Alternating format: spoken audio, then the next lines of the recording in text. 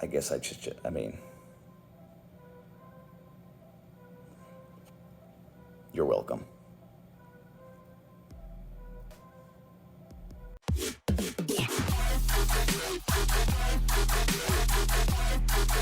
Here's your hosts of the MonsterCast, the Straight Edge Monster Jack and Ryan. Kota Ibushi is a free agent, and not only is he a free agent, but he's already officially got a match coming up at GCW Bloodsport against Speedball Mike Bailey. And the question here, obviously, on the show is he had a little Q&A. I don't know if you saw his Q&A that he had with somebody about possibly going to AEW and starting his own school in Japan and stuff like that. Talked a little bit about Takeshita as well. But the question here, for the show and YouTube purposes, where should Kota Ibushi sign after he's done with his little indie thing, testing all these little things out that he just want to do, like to check off the bucket list and stuff like that? When he goes somewhere long-term next, which will probably be one of his last long-term things, right?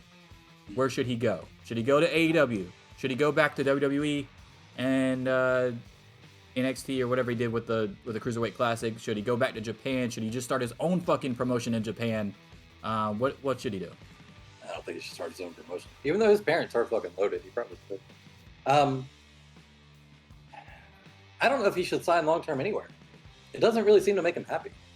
I think he likes being a free agent. He likes being able to go around and just show up in random places, do whatever matches he wants to do. I don't know that he should sign anywhere long term. I think that he could do like a short term thing over in AEW and tell the Golden Lovers versus Young Bucks story. That'd be interesting.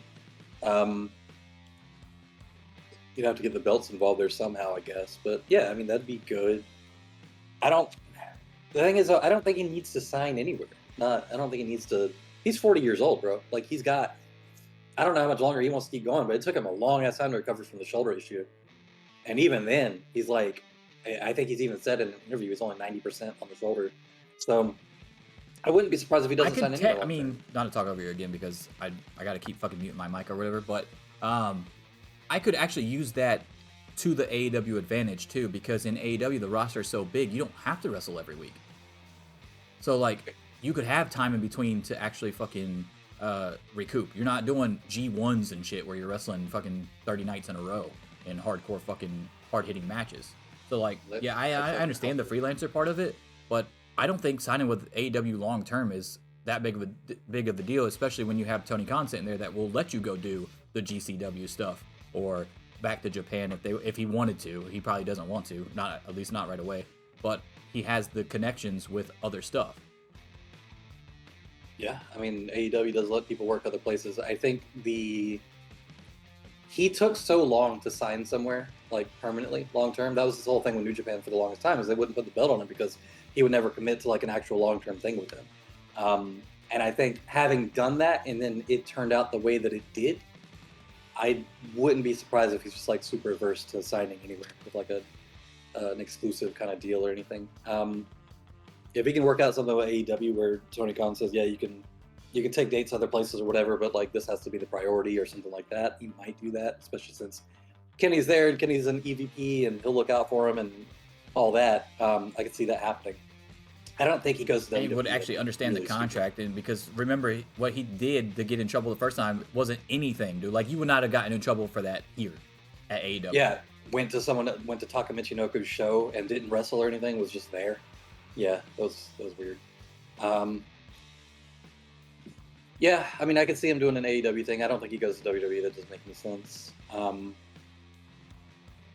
Do you think there would be a lot of backlash from wrestling fans, if he was the one that came in and eventually just took the title off of MJF? Like, if MJF goes through everybody and then Kota Ibushi is revealed as the guy after like 8-9 months? Because apparently there's reports coming out that says MJF still technically hasn't signed an extension yet, and that he's still going to be a free agent in 2024.